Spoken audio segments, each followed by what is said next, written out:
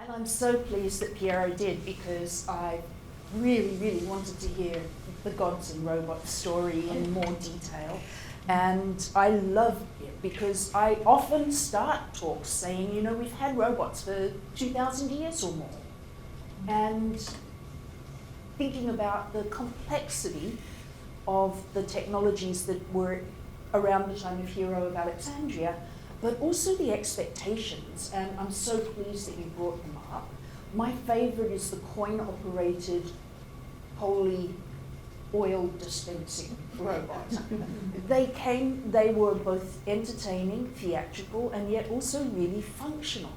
And I think that the meaning of automata was vastly different, culturally speaking, to the Karel Kapček word that is now 100 years old, which came from Czech, and it meant slave or serf or forced labor. And that was the word robota. And he coined that phrase for the play that he wrote in early 1920s, which is, if anybody has read it, these are not mechanical beings. They're actually bred cyborg forced labor. So it's funny how he actually created biological robots, but we call them robots, whereas But I could talk a long time about robots. And it's really kind of, the question that I am most asked is, so what are we going to do about the Robopocalypse? In some wording or another. And down, press it down. Yeah. Oh, you have to point, yeah, there. okay. I think, how can we think we've got a chance of developing AI when we battle with AV? But the first scenario people are worried about is the total termination scenario. And I think we know what this is the robot that is going to kill us all. And, well, there is an answer. It's called the Campaign to Stop Killer Robots. And since 2012, they have been steering countries towards legislation that would prevent fully autonomous weapon systems. And as of 2018, I believe that all but 5 countries in the world that have weapons, pretty much, had signed up to it, with, guess who the exceptions are? You know, China has actually signed. They just have a kind of get-out-of-jail-free clause that says they won't use them, but they won't stop developing them while everybody else is. US is one of the countries that's dragged its heels on this particular issue. But it makes me feel a little bit calmer knowing that there is a place that the worry about the Terminator scenario fits. And it's through national and United Nations policies. They may not be perfect, but so that is the solution to scenario number 1. Scenario number 2, sneaky Skynet. And that's not the physical threat. It's more the threat of some autonomous agent having control over our lives and our environment. And I've only just put this slide into the deck, but how very appropriate. I'm sorry, Dave, I cannot do that, or I can't. Which is, of course, what is happening when Dave, the astronaut who is trying to turn Hal off, is out of the spacecraft and he's being trapped out there. And it raises an interesting point, actually, because does the AI of Hal know that it is killing Dave, or does it simply know that it is trying to survive regardless? But that's just a really fine philosophical point, because right now it seems plausible that there are sneaky global entities controlling our behavior through AI. But I say, why bother with artificial intelligence when artificial stupidity will do the job just as well? For example, 2010, the world's financial systems suffered a $1 billion crash that no one knows what caused. Although 5 years later, they actually charged a self-taught trader who lived in his parents' basement in the UK with creating his own trading algorithms that took out the world's financial trading systems. I think the answer there is, well, you might have found one poor coder, but what about all the systems that are allowing that to happen? And indeed, the flash crashes have continued to happen, but I think it's not even our artificial stupidity. It's the actual human stupidity that is going to kill us well before artificial stupidity does. So scenario number 3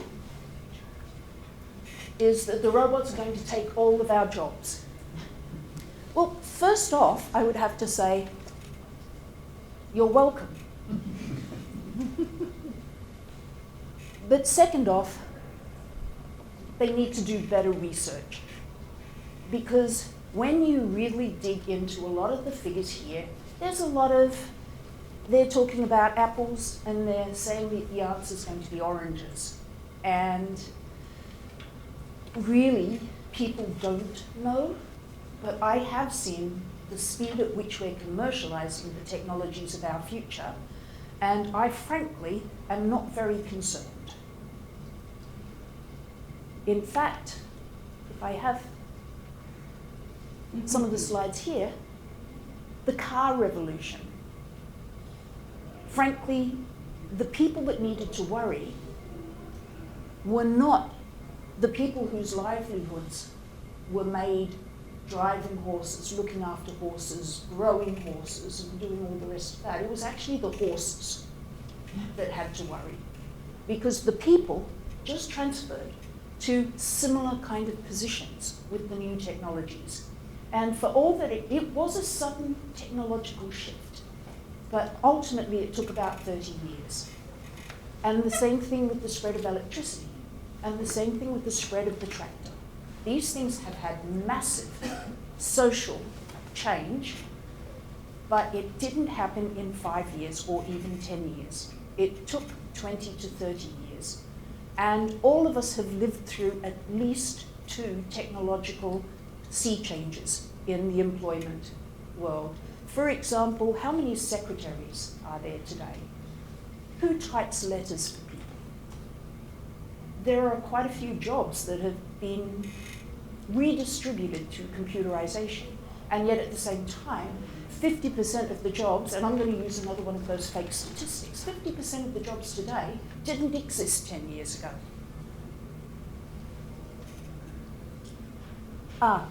We do actually have labour statistics that go back to 1890.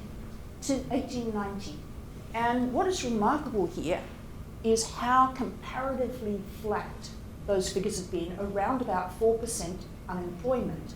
And the big spike was not a technological change. So the tractor happened about here. The car really penetrated society about here. Chemical agriculture happened about here. If computers, probably about here. Smartphones, here. And yet 4% unemployment aside from the Great Depression.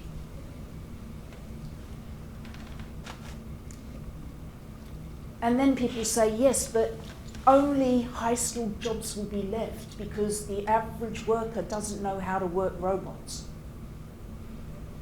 We're training them pretty fast. Your average 1-year-old knows how to work most new operating systems. And I mentioned briefly the huge range of jobs that are coming that we don't know what the name of the job is yet. Although one name has been coined, the robot wrangler. And I know many companies that are currently hiring for the robot wrangler. But if I say nothing else that you remember today, I will say we need more people building robots, programming robots, and building businesses around robots.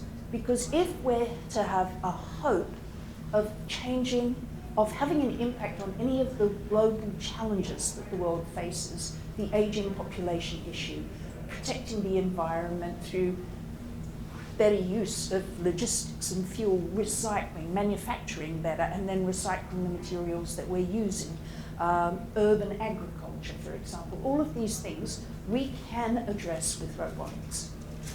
But the pace of change is quite slow. There is not a lot of robots actually out there in the real world. Yes, so the solution to this is learn to build robots, and then you will always have a job. And you don't even need to build complicated, just learn to pick robots up, and you are guaranteed employment forever. This is probably, I should just stop the talk after this. This is the blooper reel from the DARPA Robotics Challenge. And this is when, in the robotics community, the phrase, worry about the robopocalypse? We just need to keep the doors closed, was coined. Because the second task that the robots had to do, they had to drive a car, and if they couldn't drive a car, they had to walk through the sand. Open the door. The majority of them failed at that point. And then they had to do 6 other tasks that would have been useful in a disaster response situation, like the Fukushima nuclear reactor meltdown after the tidal wave.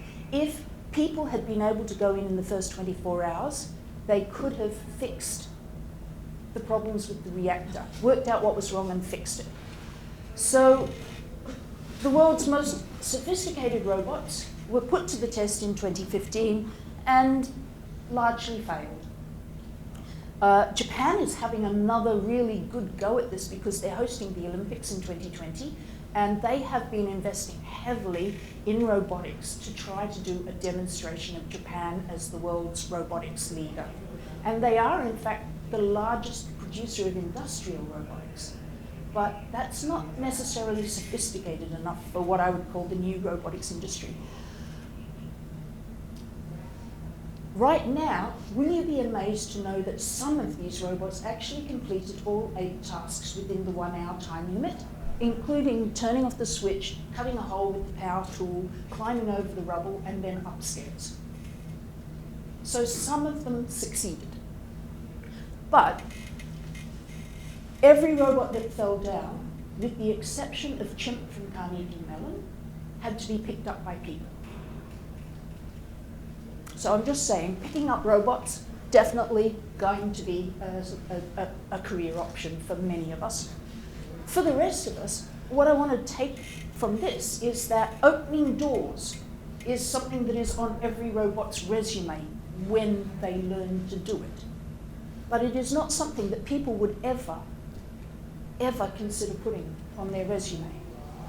And this has been known since around the time Marvin Minsky, Rodney Brooks, and Hans Moravec as Moravec's paradox, where basically the hard things are easy, but the easy things are really hard.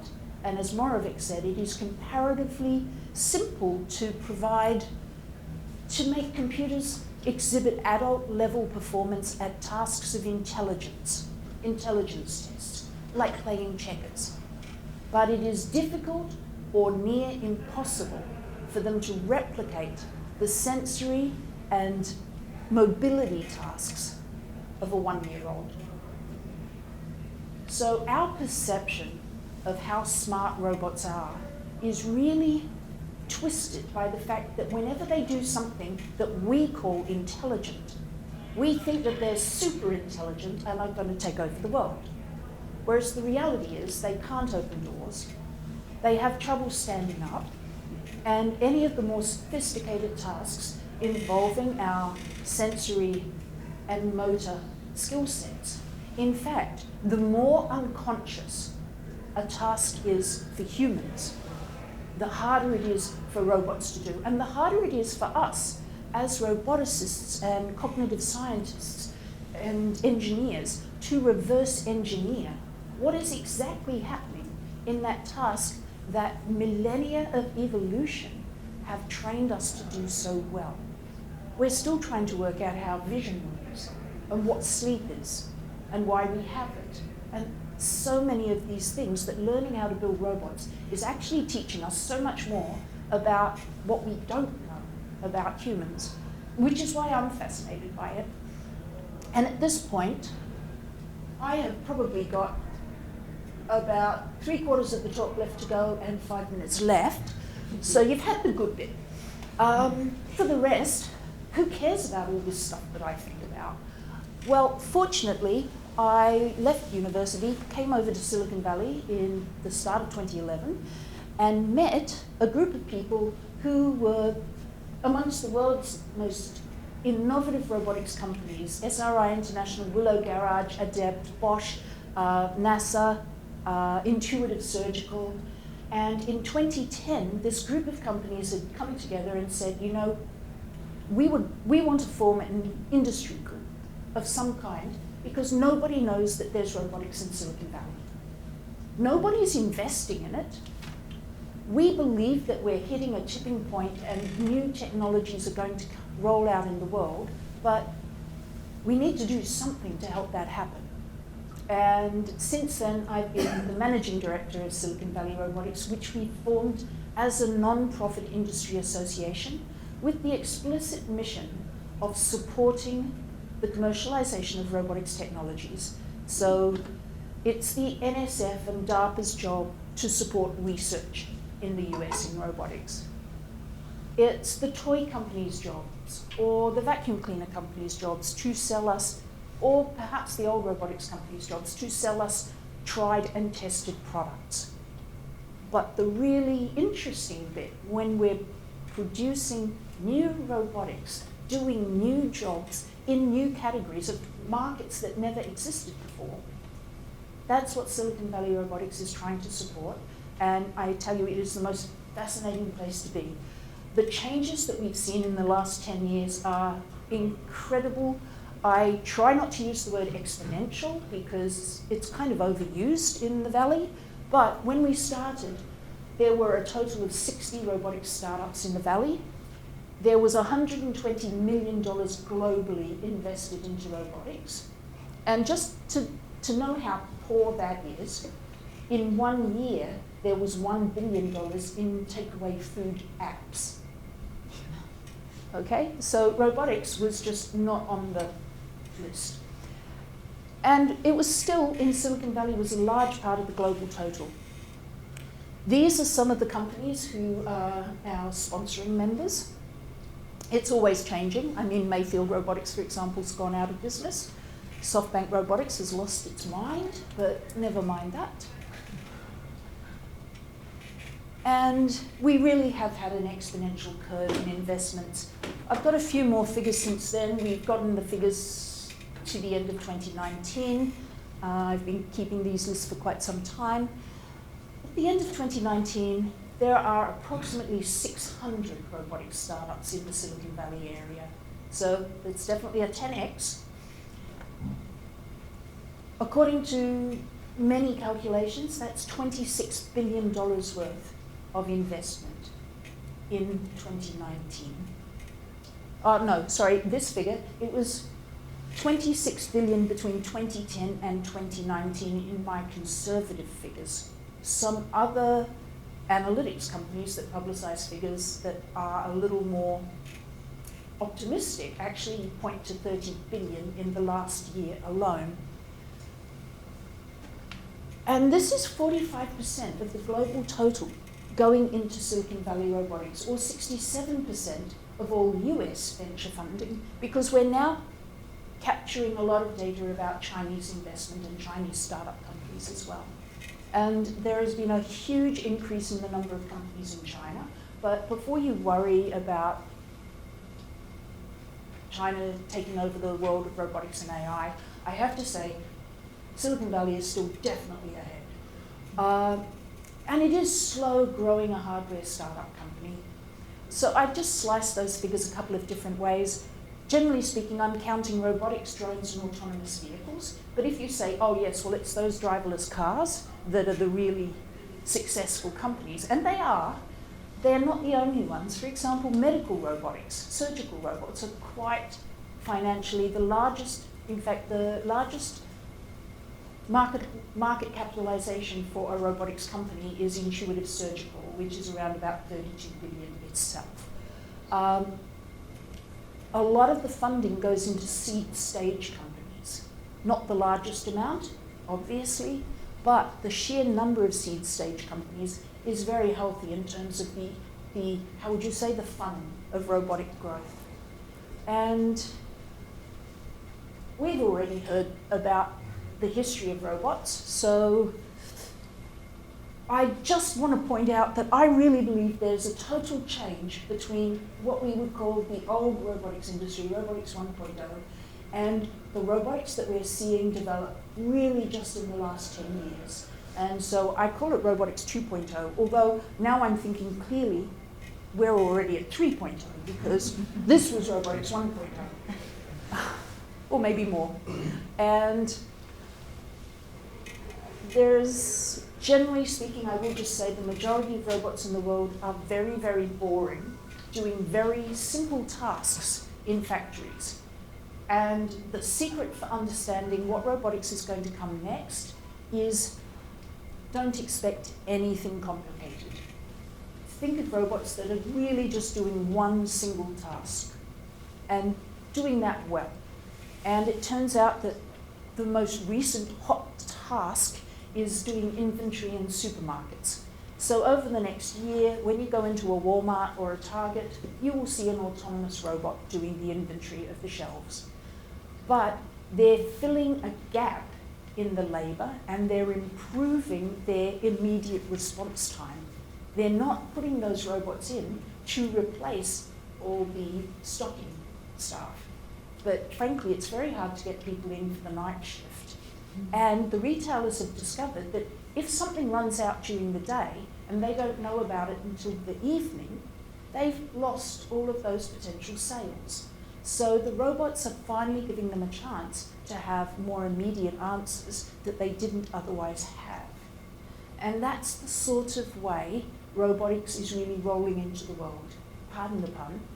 But I think I'll leave it there, ignore all the rest of the slides because we've really covered all of those points, and just like to say, questions.